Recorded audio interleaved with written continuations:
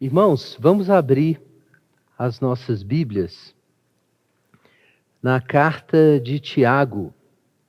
Nós vamos fazer a leitura da carta de Tiago, no capítulo 3, versos 13 a 18, e vamos ler também do livro de Isaías, do profeta Isaías, capítulo 11, versos 1 a 9.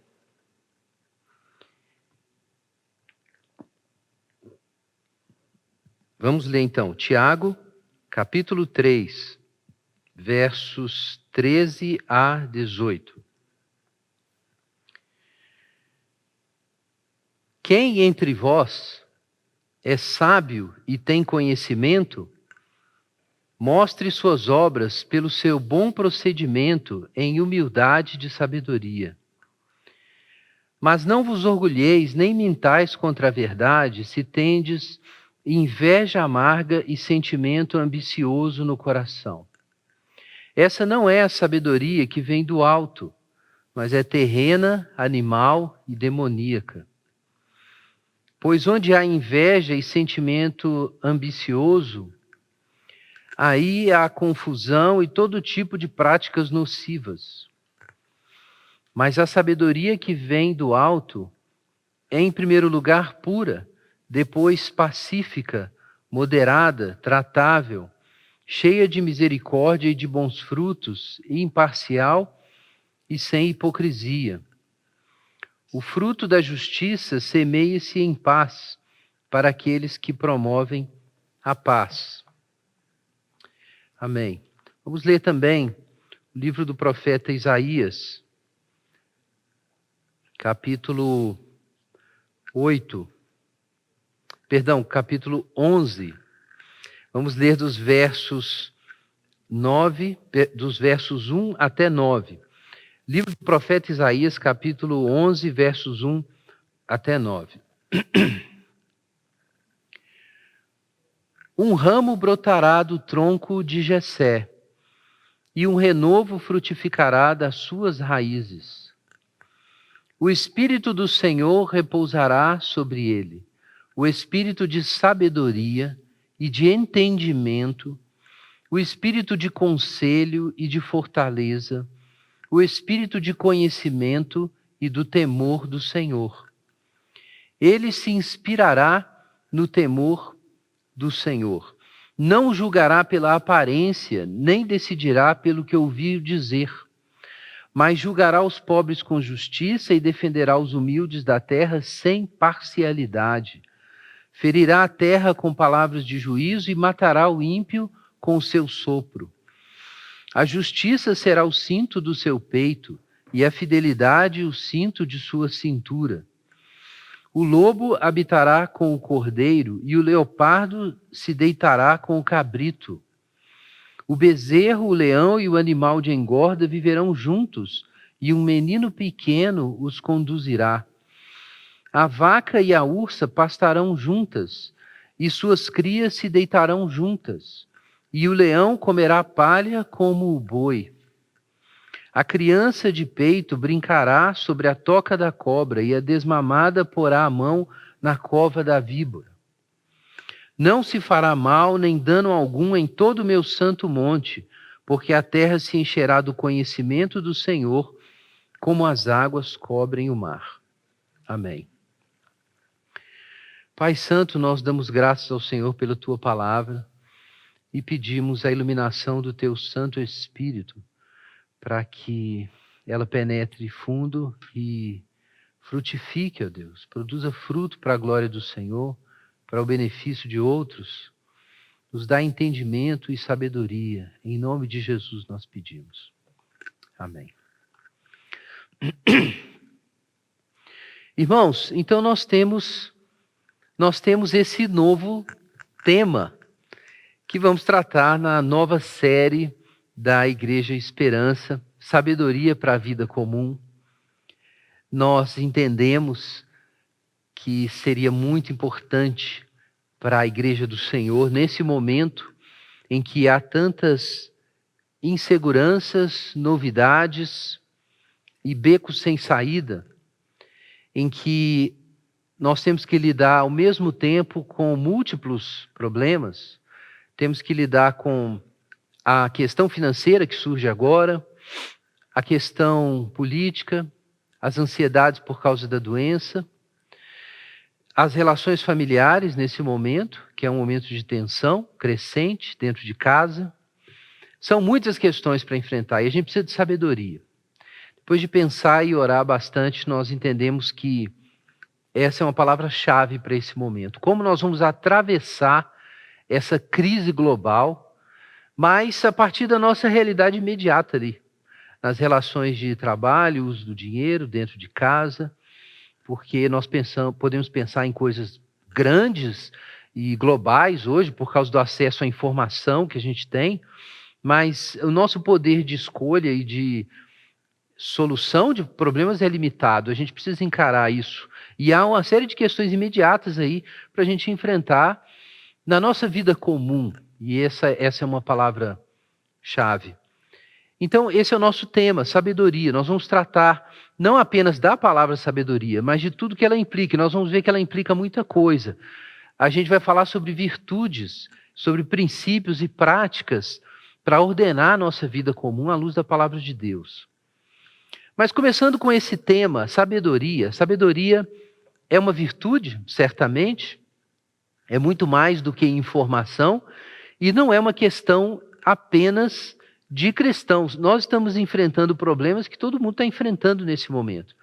E, particularmente, a experiência da injustiça ou a sensação de injustiça e os conflitos. Muita gente está sofrendo redução de renda, está experimentando demissão. A ordem das decisões econômicas dentro das casas está se alterando, porque em algumas casas em que um dos cônjuges era o arrimo financeiro, isso pode ter invertido. Na verdade, a gente já sabe que em vários casos isso se inverteu por aí. Então, às vezes, a mulher sustentava a casa e a renda do marido era melhor, e de repente a mulher teve uma redução drástica de renda, ou perdeu o emprego, e a carga está em cima do marido. E muitas situações já acomodadas, se tornaram confusas, e conflitos de poder emergem desse tipo de situação, em que quem dava as cartas não dá as cartas mais, ou as coisas eram assimétricas e agora são iguais, ou uma outra pessoa que não está acostumada à liderança precisa assumir a liderança. Existem as obsessões políticas dentro de casa e dentro da família.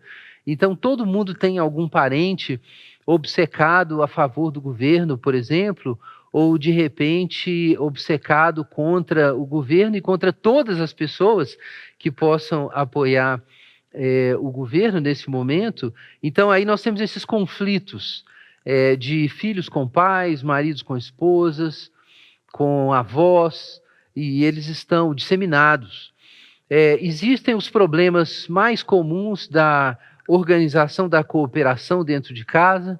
Então, muitas pessoas que estavam acostumadas a contribuir para a casa fora, saindo para trabalhar, e estão quarentenadas, estão com dificuldade de administrar essa nova situação.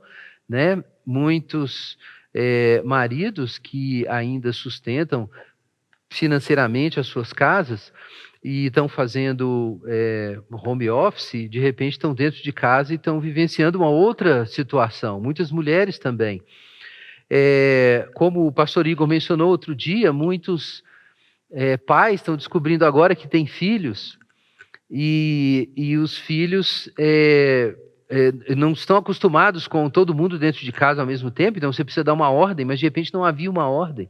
A ordem dependia das saídas, dos outros programas, então criar uma nova rotina dentro de casa gera conflitos também. Temos atitudes controladoras, que podem ser de pais, de filhos, de maridos. Temos o distanciamento emocional se evidenciando, em alguns casos, famílias estavam acostumadas a todas as pessoas ficarem longe, porque um está estudando, outro está trabalhando, e com horários diferentes. De repente, todo mundo dentro de casa descobre que não há tanta intimidade, e aí você tem aí se evidencia um distanciamento emocional que estava ali presente, mas não estava claro, e as pessoas não sabem o que fazer na presença umas das outras, e tudo isso gera um sentimento de injustiça, de que limites foram violados ou que direitos foram negados. Nós somos pessoas muito conscientes dos nossos direitos, e o que gera amargura nos conflitos da vida comum, e aí eu me refiro não só ao que já acontece no trabalho, mas à casa também, o que gera amargura é essa sensação de que você foi injustiçado. E nós precisamos de sabedoria, todo mundo precisa de sabedoria para lidar com essas coisas. O mundo está preocupado com isso, não só os cristãos. Hoje existe um movimento grande no mundo de pesquisa científica sobre virtude, a ciência da virtude, muito associado com esse movimento que alguns conhecem da psicologia positiva. Foi disparado em 1998, quando um psicólogo e cientista famoso, Martin Seligman, que era presidente da Associação Psicológica Americana, ele lançou essa questão e começaram, de repente, a fazer isso. Em vez de só pesquisar o que há de errado com as pessoas, como a psicologia tradicional faz, por que não pesquisar as pessoas que são saudáveis emocionalmente, ou os padrões de comportamento, de emoções que são saudáveis? E aí surgiu um spin-off aí da psicologia moderna, que é a pesquisa da virtude, a ciência das virtudes. Começou-se a se estudar o perdão, a humildade, a gratidão. Um cientista importante chamado Robert Emmons, tem alguma coisa dele em português, pesquisou esse tema de gratidão. Várias dessas pesquisas foram financiadas pela John Templeton Foundation, a mesma fundação que financiou o projeto Cristãos na Ciência, no Brasil. Então, muita gente foi atrás disso, e tem gente estudando, por estranho que possa parecer, o próprio conceito de sabedoria cientificamente.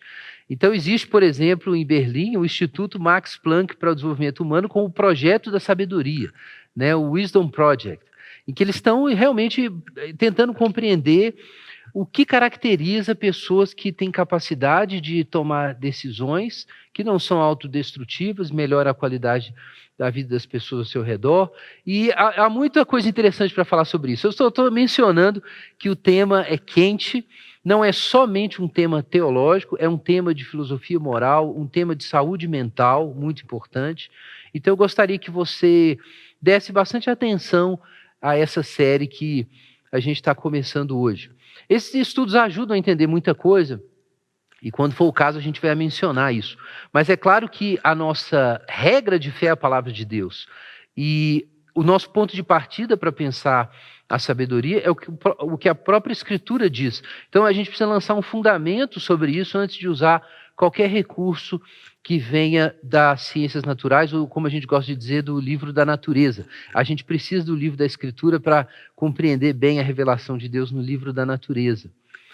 E eu quero chamar então a atenção para esses dois textos que eu li agora. Primeiro, de forma mais geral. Os irmãos devem ter notado que o tema da justiça aparece nos dois textos. E eu acabei de mencionar que os conflitos familiares geram amargura por causa da sensação de injustiça. E não é por acaso que, de acordo com a palavra de Deus, nós acabamos de ler no livro do profeta Isaías, aquele que é o ramo do tronco de Jessé, a raiz de Jessé, o renovo, é aquele que recebeu espírito de sabedoria e de entendimento. E porque ele tem o espírito de sabedoria e de entendimento, e tem o temor do Senhor, ele vai decidir não pela aparência, mas pela justiça. Ele vai julgar os pobres com justiça. Ele vai defender os humildes sem ser parcial. Vai trazer o juízo, e ele não é, como o texto deixa claro, um banana, porque ele vai matar o ímpio e ferir a terra com palavras de juízo. ele está cingido com a justiça, diz o verso 5. Mas qual é o resultado, e isso é muito importante, da obra da raiz de Jessé? É que a paz emerge. Vejam então, e isso é uma forma metafórica, muitos pensam que isso é literal, não é? Isso é um elemento apocalíptico já no texto profético. O lobo habitará com o cordeiro, o leopardo com o cabrito, o bezerro e o leão e o animal de engorda vivendo juntos, o leão comendo palha com o boi e uma criança de peito tocando a cobra. Como pode isso? Que milagre é esse? Irmãos, essa é uma situação em que os fortes não abusam dos fracos. É disso que o nosso texto fala. E através da sua sabedoria, a raiz de Jessé será capaz de harmonizar as coisas, de trazer justiça, de punir a injustiça, de trazer palavras de juízo, mas de criar uma situação em que ninguém vai ser explorado. O leão não deixa de ser leão, mas ele não vai mais devorar o boi. E a criança pequena vai conduzir os dois no campo. Nenhum mal se fará em todo o santo monte, meu santo monte. Por quê? É a resposta do profeta e do Senhor. Porque a terra se encherá do conhecimento do Senhor. Então, irmãos, vejam que esse homem vir com a sabedoria, ungido com o espírito de sabedoria, é necessário para trazer uma situação de shalom.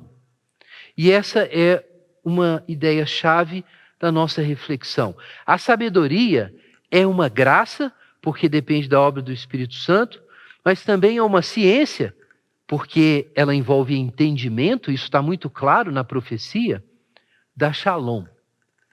Sabedoria é a capacidade de, com auxílio do Senhor, trazer justiça e paz em uma situação.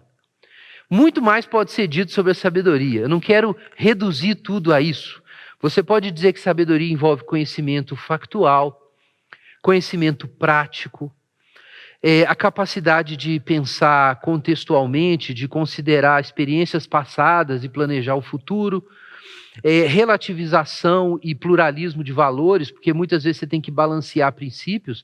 Pense no rei Salomão ao fazer seus juízos. É necessário fazer uma gestão da incerteza, muitas vezes, me refiro à sabedoria prática. Então, esses são elementos da definição de sabedoria do Berlin Wisdom Project. Mas o que chama a atenção aqui na Escritura é o resultado do que a sabedoria produz. Não se trata meramente de ser eficiente, nem de ter conhecimento de fato. Muita gente pensa que sabe das coisas. Mas se o seu conhecimento não produz shalom, então você não sabe. Provérbios, no livro de Provérbios, capítulo 8, nós temos, entre várias informações muito interessantes sobre a sabedoria, nós temos esse trecho aqui, que capturou minha atenção. Provérbios, capítulo 8, versículo 15, é o momento em que a sabedoria está aí clamando aos filhos dos homens, né? No capítulo 8, é um texto famosíssimo, capítulo 8 do livro dos Provérbios, mas veja os versos 15 em diante. Por mim reinam os reis, e os príncipes decretam o que é justo. Por mim governam os príncipes e os nobres, sim, todos os juízes da terra. Amo os que me amam, e os que me buscam com persistência me acharão. Riquezas e honra estão comigo, riquezas douradoras e justiça. Meu fruto é melhor que o ouro, sim, melhor que o ouro refinado, e a minha retribuição melhor que a prata escolhida. Ando pelo caminho da retidão, em meio às veredas da justiça. Então, se nós nos sentimos injustiçados, irmãos, eu quero sugerir isso. A gente precisa de sabedoria. Nós precisamos individualmente e coletivamente de sabedoria. E a sabedoria envolve, como nós vemos ali em Provérbios 8, uma capacidade de governança. E isso, de cara, muitos irmãos vão se sentir confrontados, como eu me sinto confrontado com isso. A capacidade de governância é a capacidade de gestão, é a economia, a administração de uma situação, o cuidado de uma situação. E quando o rei tem sabedoria, ele traz essa situação de equilíbrio, de justiça. É claro que isso não significa que não há confronto, a gente acabou de ler no livro do profeta Isaías que a raiz de Jessé vai ferir a terra com palavras de juízo. Então, muitas vezes, confrontos são necessários, e a sabedoria nos leva aos confrontos, mas a sabedoria nos leva aos confrontos necessários, e não a confrontos gratuitos, como alguns líderes no Brasil andam fazendo, mas também alguns líderes nas suas casas andam fazendo.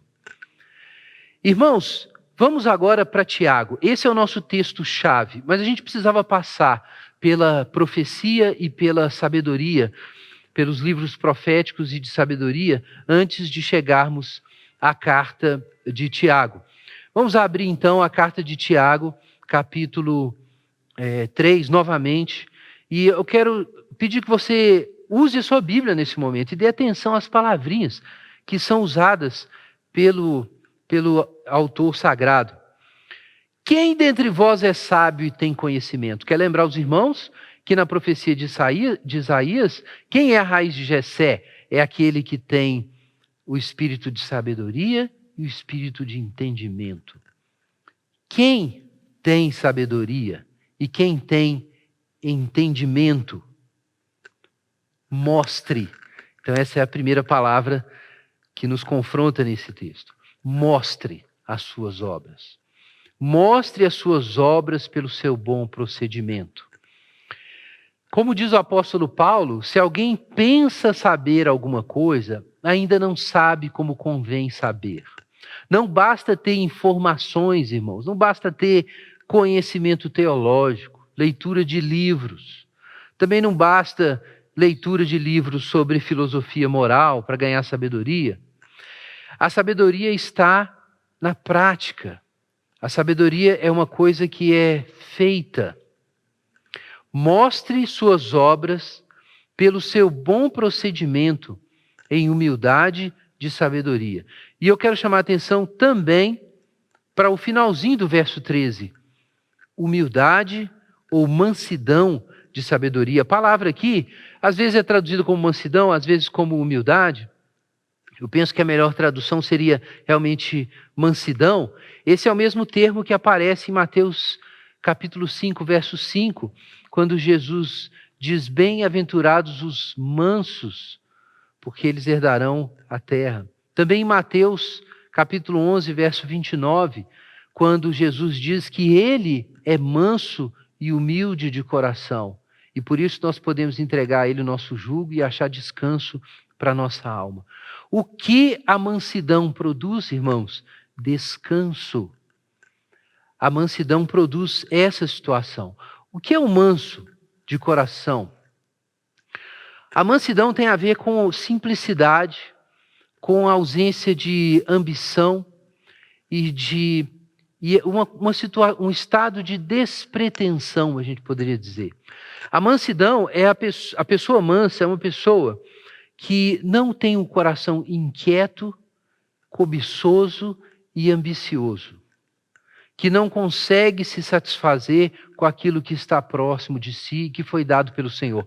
Esse é o elemento irônico nas bem-aventuranças, é que muitas pessoas estão lutando por terras.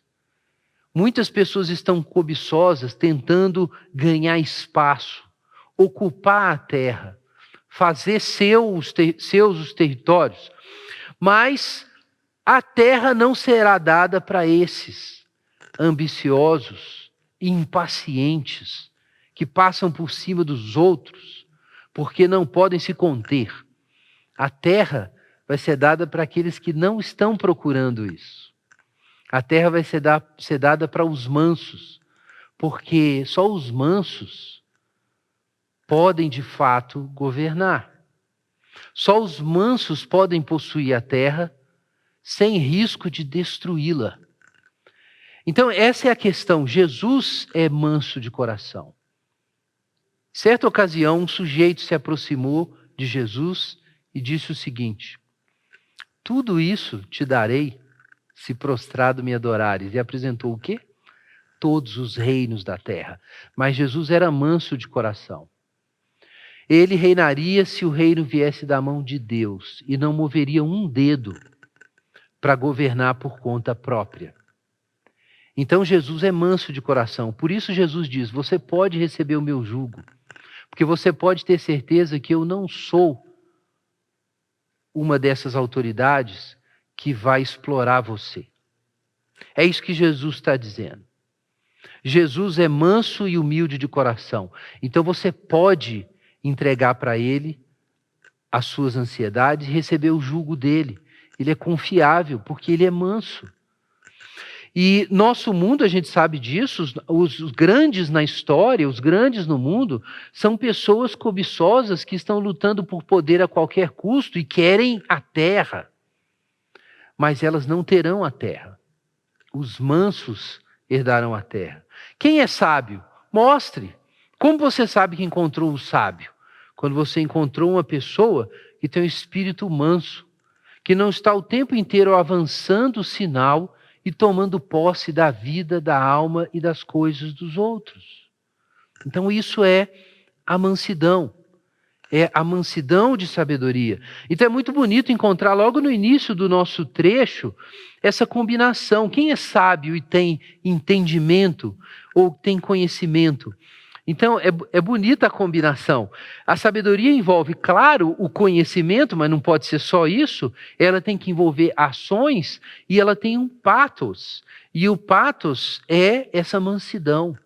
Eu gosto muito de falar, e sempre que eu tenho oportunidade eu repito isso, que a vida com Deus envolve a opinião correta, a prática correta e os sentimentos corretos. Ortodoxia, ortopraxia e ortopatia. Coração, mente e mãos juntos. Quando tem sabedoria, você tem tudo isso junto. Você tem as boas ideias, mas você tem também exemplo prático e você tem um coração, que não é um coração desesperado, que está sempre avançando o sinal em cima dos outros. Então, consequentemente, não se iluda, capítulo 3, verso 14, veja na sua Bíblia. Não se iluda. Não fique aí se orgulhando e mentindo para você e para os outros. Versículo 14. Se o seu coração está cheio de inveja amarga, de zelo amargo, a palavra aqui é zelos, e de sentimento ambicioso e faccioso no coração. Então veja bem, não pense que você é sábio. Não se iluda. E não diga isso. Se o seu coração vive num turbilhão de paixões que te lança contra os outros o tempo inteiro. Isso não é sabedoria. Isso não é sabedoria. Eu preciso dizer francamente aqui, isso é um julgamento moral, não é um julgamento político. É evidente que a atual presidência da República não tem sabedoria, porque ela está o tempo inteiro fazendo isso. Mas isso já aconteceu antes. Isso não é privilégio desse líder político. Eu não posso apontar hoje nenhuma liderança política de alcance nacional que não esteja caindo nesse pecado. Mas, irmãos, o problema nosso é em casa. Na verdade, muita gente está aí discutindo, brigando por causa de política e brigando com parentes, brigando com filho, com mulher, com marido, com mãe, com pai, com neto. Mas, irmãos, nem somos nós que estamos tomando a decisão. Faz sentido nós entrarmos em conflito familiar e com os amigos por causa dessas coisas? Se nós temos sabedoria, nós não vamos cultivar esses dois sentimentos. Vejam aqui, a amargura e o sentimento ambicioso. O que é sentimento ambicioso? Ele foi usado antes de aparecer aqui no Novo Testamento, isso é muito interessante, com referência a brigas partidárias na política. Aristóteles usa essa palavra com esse sentido, partidarismo, ambições estreitas e partidárias, pensamento tribal, e amargo. Então, quando emerge uma movimentação na polis, na cidade, uma movimentação no Estado, em que existe um grupo defendendo com muita amargura e com muita raiva uma agenda, e que é uma agenda interesseira, é a agenda deles ali, não é um negócio para todos. Porque você pode entrar num conflito considerando o bem de todos. E a gente tem exemplos disso na Bíblia. Tem muitos exemplos disso na história. Mas não, é partidário. É um negócio assim, é o meu grupinho. É o que hoje muitos psicólogos morais estudam como pensamento tribal, né? Então veja aqui, o zelo amargo, que é uma raiva doída contra alguém. Então isso é o zelo amargo, é um negócio, um conflito pessoal, uma briga pessoal. E a ambição partidária, que é o espírito tribal. Então essas coisas não são sabedoria. Isso é importante, irmãos, porque para trazer justiça e trazer shalom, conflitos são necessários. A gente acabou de ler ali em Isaías. Mas o conflito não pode ser feito de qualquer jeito. Ele não pode ser conduzido por um zelo antagônico, por uma oposição à própria pessoa com a qual você precisa muitas vezes entrar em confronto, e não pode envolver tribalismo. Irmãos, isso está tão comum hoje em dia. Eu dei o exemplo da política porque, obviamente, o termo usado por Tiago era muito usado em contexto político. Melhor dizendo, tinha sido usado em contexto político. Mas isso aqui se aplica às micro-relações, a questões do dia a dia. Zelo amargo, que é uma paixão especificada contra uma pessoa, envolve uma dor, uma amargura, um ressentimento, e tribalismo, partidarismo. Isso não é a sabedoria que vem do alto. Não importa se a pessoa ou o grupo que defende aí a sua ideia, a sua agenda, tem uma boa ideia. A questão não é só ter uma boa ideia. Tiago vai dizer, não venha me dizer que você está filosoficamente correto se você estiver moralmente errado. Não quero saber. É isso que Tiago está dizendo. Alguém tem sabedoria e entendimento? Mostre. Mostre com mansidão de sabedoria. Então, a gente não deve, é isso que ele diz no verso 14, não se iluda, não fica aí se orgulhando, se gloriando, mentindo para os outros e para si mesmo, se, na verdade, no coração é isso que está rolando. Porque essa sabedoria, verso 15, não é a que vem do alto. E a expressão aqui é bem interessante. A expressão no grego é a sabedoria do alto que desce. Isso não está aqui por acaso. A sabedoria do alto que desce. O que ele quis dizer? Isso, no meu entendimento, é uma clara alusão ao texto de Isaías. A sabedoria do alto é o dom do Espírito Santo dado à raiz de Jessé.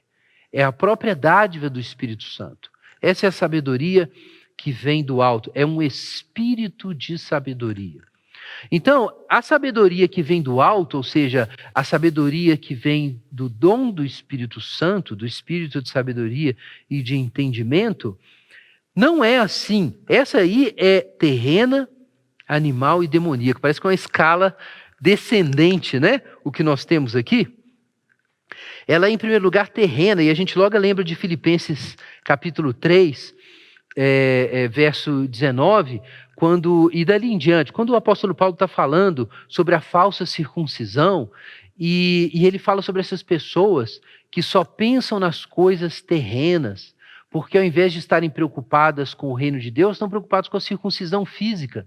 Porque na visão dessas pessoas, eram judaizantes, se os judeus convertidos, aliás, se os gentios convertidos se circuncidassem, se tornassem judeus, então os judaizantes seriam bem vistos pela liderança de Jerusalém. Seriam vistos de forma positiva, eles ganhariam pontos com a liderança de Jerusalém. Então eles começaram a ir nos lugares onde o apóstolo Paulo pregava o evangelho e diziam o seguinte: olha, não adianta você ser um judeu, um gentio, ou seja, um não-judeu e se converter. Você tem que circuncidar também e virar judeu. Para quê? Para eles contarem vantagem depois em Jerusalém disso. E Paulo confronta isso e fala assim: olha, esse pessoal só pensa na honra terrena. Eles não querem o opróbrio da cruz. É isso que eles não querem. Então, para ficar bem com os judeus, que não convertidos, eles estão aí circuncidando todo mundo. Mas isso é uma traição da cruz. Porque Jesus, colocando em primeiro lugar a vontade de Deus, morreu lá na cruz. A gente tem que levar esse opróbrio também. A nossa identidade não está baseada no que os judeus vão dizer que a gente é ou se eles gostam da gente. Está baseada na nossa obediência a Deus, nossa união com Jesus. Era uma questão até identitária ali. Então, o que é a sabedoria terrena? É uma sabedoria que está preocupada com honras terrenas, valores terrenos, que não tem horizonte, em outras palavras. E Paulo, respondendo a esse pessoal, diz, olha, a nossa pátria está nos céus. Não interessa o que Jerusalém vai pensar da gente. A nossa pátria está nos céus. Então, qual é o ponto da sabedoria terrena? É que ela não tem categorias do eterno, do espiritual, da ressurreição, da nova criação para avaliar as coisas. Ela não tem horizonte. Então, como não há esperança, não há horizonte, ela pensa em como se dar bem da melhor forma possível. Isso é a mente terrena. Ela só enxerga o que está aqui. Então, como eu posso me dar bem? Existe uma sabedoria, entre aspas, para isso? Existe. Pessoas espertinhas fazendo o melhor para se dar bem nas várias situações, sempre há. E tem gente que sabe fazer isso. Há pessoas que fazem isso muito bem. Só que essa é a sabedoria terrena. Essa sabedoria terrena é animal, ou seja, psíquica. É isso que está no grego aqui. É animal no sentido da alma, tá, gente? Do latim anima, ou animus. Então, ele é animal no sentido que ele é da alma, do recurso pessoal do indivíduo. Não tem nada de divino. Ela não é espiritual, ela não desce do céu. Ela saiu da cabeça do sujeito. É o engenho do próprio sujeito, sem auxílio divino, para se dar bem na vida. E, no fim, quando você tem pessoas que estão pensando em como tirar o máximo proveito da situação meramente, e que atuam sem a graça divina, mas a partir de sua própria cabeça, certamente o diabo vai entrar nessa história. Isso é tudo que o diabo precisa para trabalhar. Então, essa sabedoria terrena, animal e demoníaca e diabólica. Porque o que acontece quando nós temos a inveja amarga e o sentimento faccioso e partidário no coração? O que nós temos como resultado disso no verso 16? Confusão e todo tipo de práticas nocivas. Então, o resultado disso é exatamente a confusão, irmãos. É a desordem. Quando não existe o governo da Shalom e da justiça, o que nós temos? Desordem e todo tipo de mau comportamento, de obra ruim, de confusão. Veja o que nós temos aí no capítulo 4. Logo depois, nós vamos ler os versos 1 a 3, porque isso faz parte do contexto, é uma aplicação do que Tiago diz sobre sabedoria, mas a gente não vai expor tudo agora. Eu quero só chamar a atenção para isso. Tiago 4, versos 1 a 3. Olha que terrível. De onde vêm as guerras e discórdias que há entre vós? Será que não vem dos prazeres que guerreiam nos membros do vosso corpo? Cobiçais e nada conseguis. Matais e invejais e não podeis obter. Brigais e fazeis guerras. Nada tendes porque não pedis. Pedis e não recebeis porque pedis mal para gastardes em vossos prazeres ou deleites. Irmãos, isso aqui é muito esclarecedor. Tiago está abrindo aqui a caixinha. O que significa essa sabedoria terrena? Ora, é aquilo que nasce de paixões carnais. Essa tolice que controla a mente e leva até a um certo engenho, que é a sabedoria terrena, nasce de um coração impuro. E aí ele vai dizer no capítulo 4, verso 4 em diante, infiéis. Não sabeis que a amizade do mundo é inimizade contra Deus? Então, existe uma ambiguidade, uma duplicidade no coração. Existe o coração impuro. E quando o coração é impuro, a gente fica cheio de concupiscência. E aí a gente não se contém. E para obter as coisas, a gente tem que ir à guerra e à discórdia. E aí a gente começa a brigar e entrar em conflitos, porque a gente está desesperado. Então, aqui a gente tem tem um quadro cada vez mais claro do que seria a sabedoria. A sabedoria se mostra na mansidão, ela produz mansidão, mas para você produzir shalom e mansidão, o coração tem que estar amansado. E o problema é que se o nosso coração não está amansado, nós vamos tocar fogo no mundo, que é o que está acontecendo hoje. Quando o nosso coração não é manso, a gente não vai perder o conflito. A gente vai mergulhar no conflito. E eu preciso repetir, melhor dizendo, que embora exista a guerra justa e exista o conflito sadio, na maior parte do tempo não é isso que a gente faz. É verdade que Jesus confrontou os fariseus e os escribas e os sacerdotes de Jerusalém, confrontou até os discípulos dele. Mas ele fez do jeito certo, na hora certa. Não é o que nós fazemos, irmãos, na maior parte do tempo.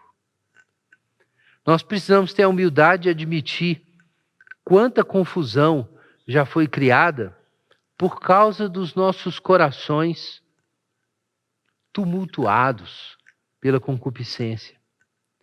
Veja o que é o contrário disso na sua Bíblia. Verso 17. Finalmente, Tiago vai dizer algumas palavras a mais sobre o que é sabedoria.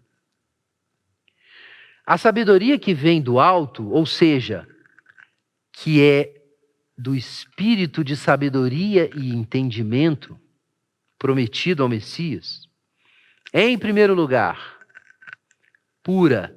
Guardem isso, porque há uma hierarquia no argumento de Tiago. Ela é, em primeiro lugar, pura. E depois? Depois ela é pacífica, moderada ou indulgente em algumas versões, tratável, cheia de misericórdia e de bons frutos, imparcial e sem hipocrisia. Nós temos aqui, então, a pureza e mais 6 virtudes.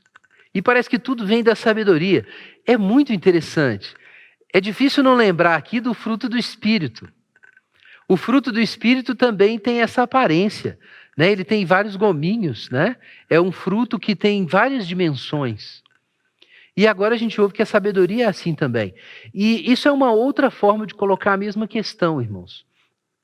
Isso é a obra do Espírito Santo na alma. É a obra do Espírito de sabedoria e entendimentos na vida do Messias. É o fruto do Espírito. A sabedoria e o fruto do Espírito são ângulos diferentes para descrever a mesma realidade. Por isso mesmo nós vamos, inclusive, na nossa série, falar também sobre o fruto do Espírito. Mas são diferentes para observar a mesma coisa, que é essa vida virtuosa que resulta da obra do Espírito Santo. Mas o que são essas virtudes? Eu vou passar rapidamente por elas, nós vamos ter muitos domingos ainda para examinar com mais detalhe as que são cruciais atualmente. Mas, em primeiro lugar, pura. O que é isso? O que significa isso? A pureza significa que não há ambiguidade. É isso que significa pureza.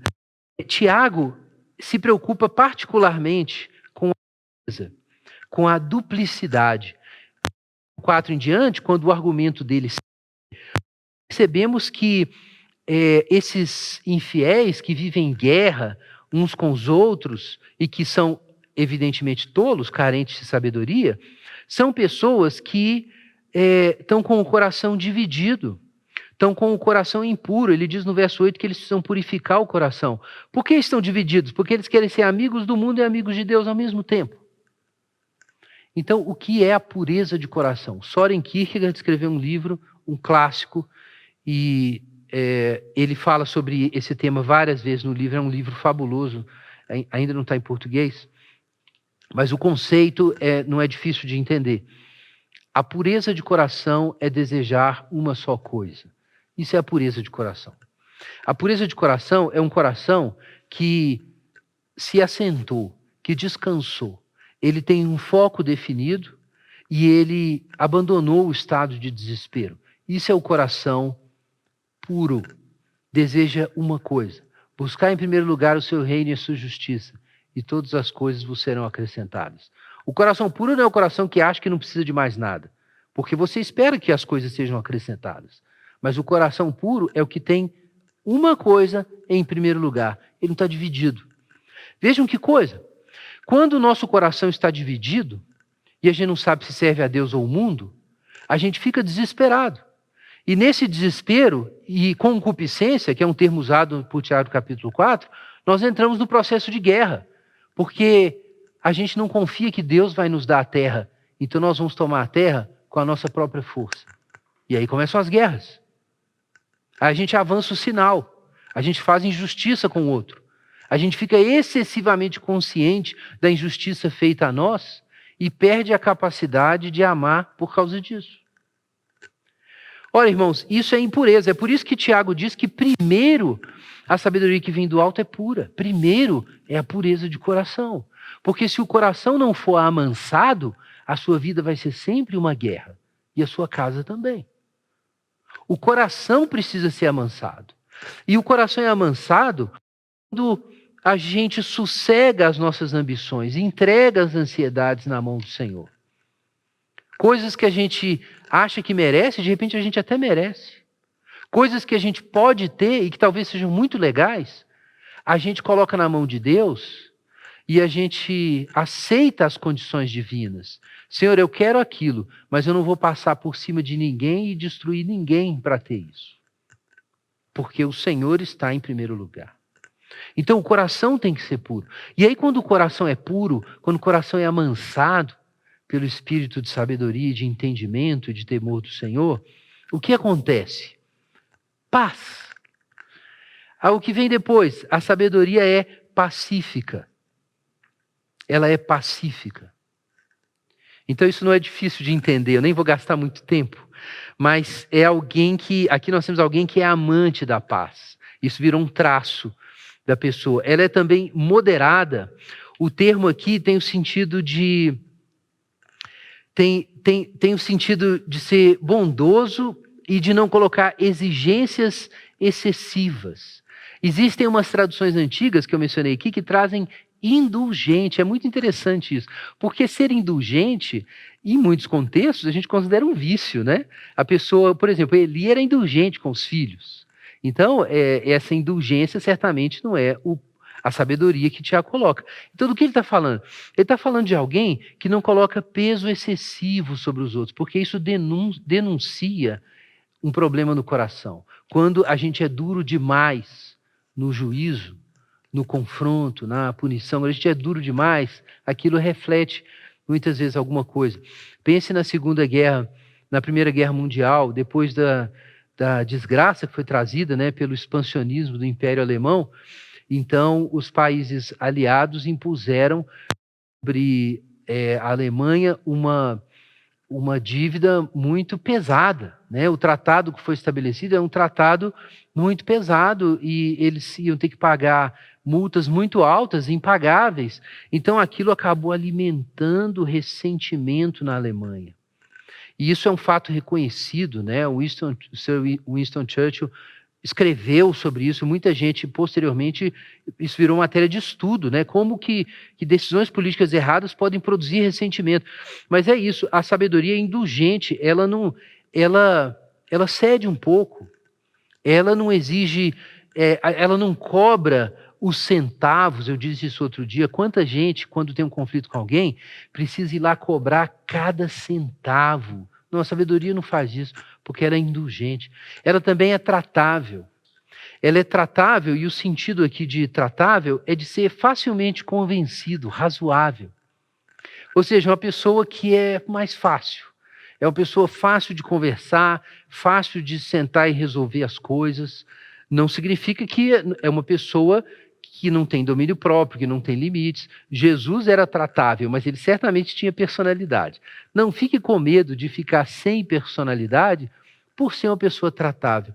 Então existem tantas pessoas que são muito difíceis, são muito ciosas de si e estão prontas para saltar sobre os outros com seus argumentos sem nem ouvir o que o outro está dizendo.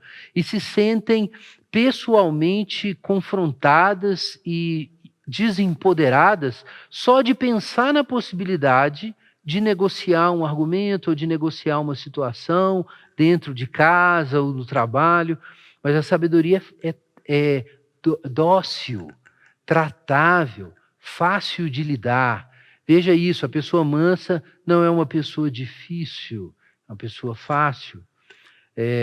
Você deve estar pensando aí, misericórdia da minha vida. E você não imagina eu pregando aqui. Eu estou pensando nisso. Mas a gente tem que ser fácil. Tem que ser razoável. Razões, boas razões, precisam entrar na sua cabeça. Você precisa considerar essas razões.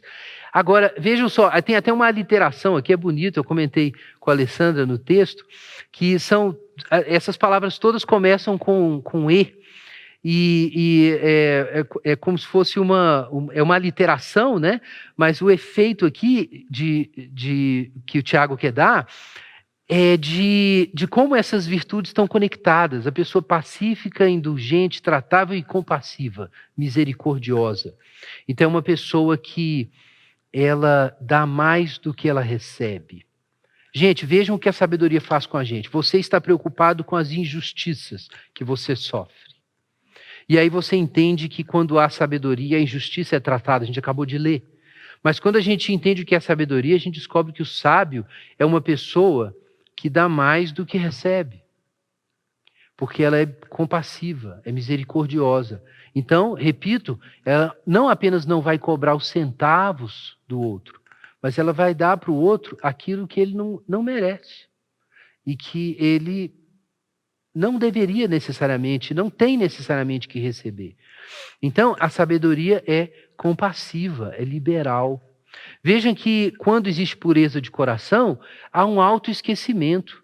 E é por isso que a gente fica pacífico, indulgente, tratável, compassivo.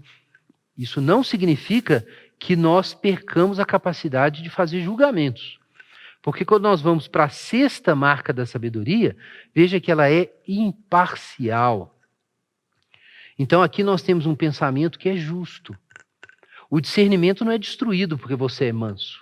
Pelo contrário, porque as paixões do coração são amansadas, você ganha mais razoabilidade. Então você consegue discernir o que é justo na situação sem ser parcial. Quantas pessoas, por causa, às vezes, de excesso de empatia, são parciais e partidárias?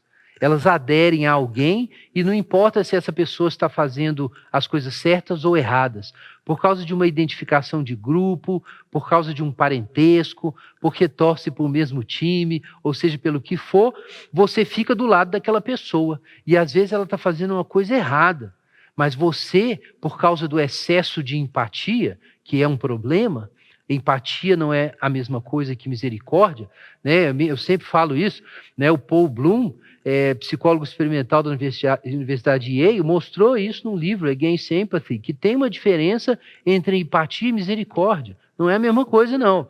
A pessoa compassiva consegue ser imparcial, mas a pessoa apaixonada demais, tribal, né? Passional, ela não consegue ser imparcial. Então ela comete injustiças. Por isso, a pessoa que não tem sabedoria e não tem mansidão não pode liderar. Porque ela faz muita injustiça. Todo mundo tem pecado e comete injustiça, mas a pessoa passional comete mais injustiças. Então, ela não pode ter liderança, nenhuma liderança.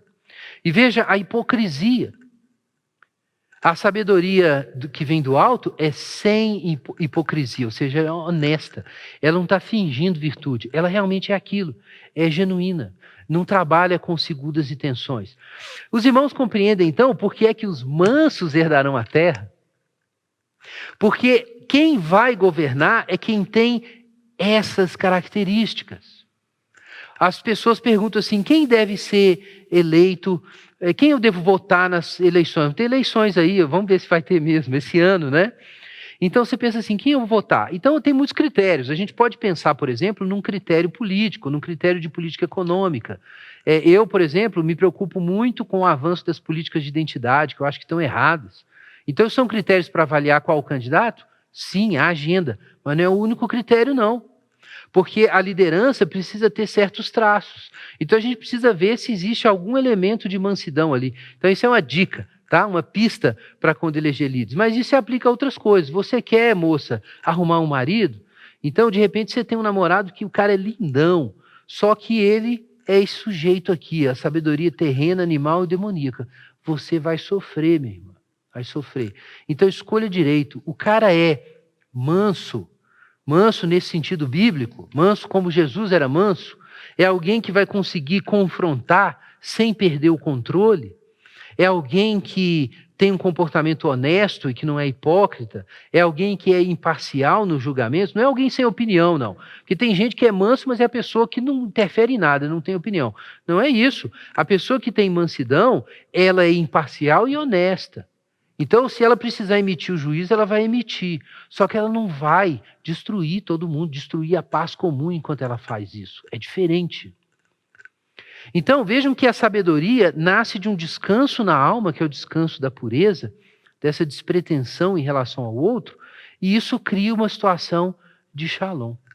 Agora, vejam o que diz o último verso, verso 18, fechando aqui com chave de ouro, né, esse trecho da carta de Tiago.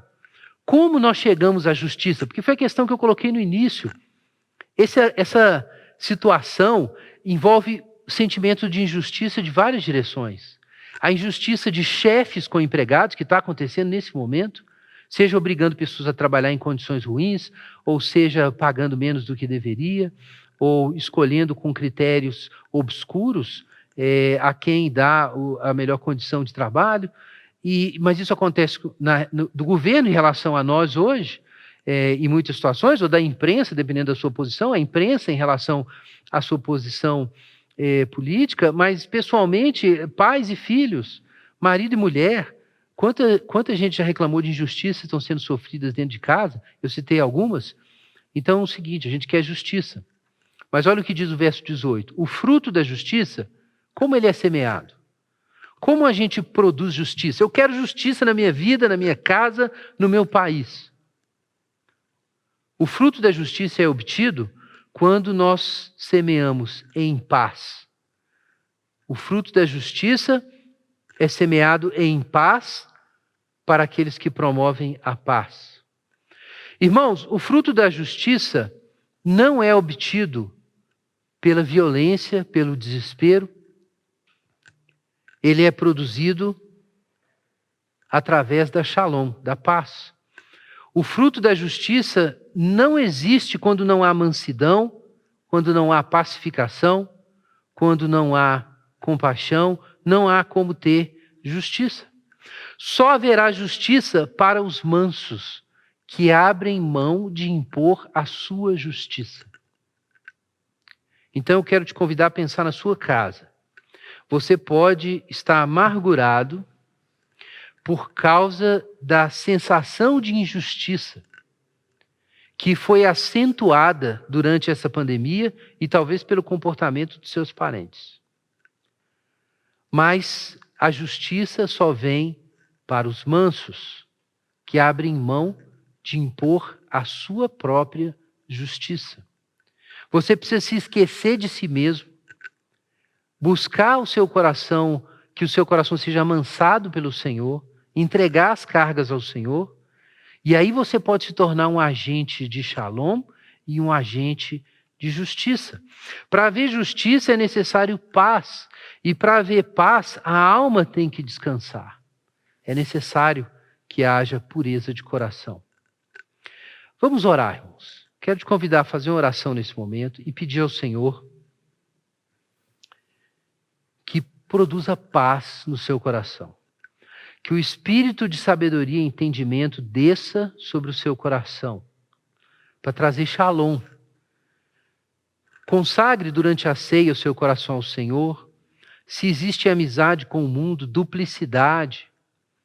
Se você não está descansando no Senhor e entregando tudo para Ele, colocando o reino de Deus em primeiro lugar, você precisa fazer isso para o seu coração ser amansado e pacificado, para que a guerra acabe ao seu redor, para que você seja um agente de shalom, para que você pare de buscar a justiça e cobrar os centavos do seu marido, da sua esposa e dos seus filhos, e você comece a trazer shalom aonde você está, trazer realmente justiça através de todas essas virtudes. Pai, em nome de Jesus, nós pedimos o teu socorro. Nós entendemos que sem uma graça do alto não é possível viver de forma consistente essas coisas. Nós te damos graças porque, pela tua misericórdia e graça comum, há tantas pessoas e há em nós mesmos o mínimo de compreensão dessas virtudes, mas nós entendemos que sem a obra do teu Espírito Santo, isso não pode ser aperfeiçoado em nós. Nós não vamos nos parecer com Jesus, então nos socorre, Senhor. Nos faz mansos e humildes de coração como Jesus. Nos faz capazes de trazer justiça do jeito do Senhor e não do nosso jeito. Nos ajuda, Senhor, a semear em paz, em nome de Jesus. Amém.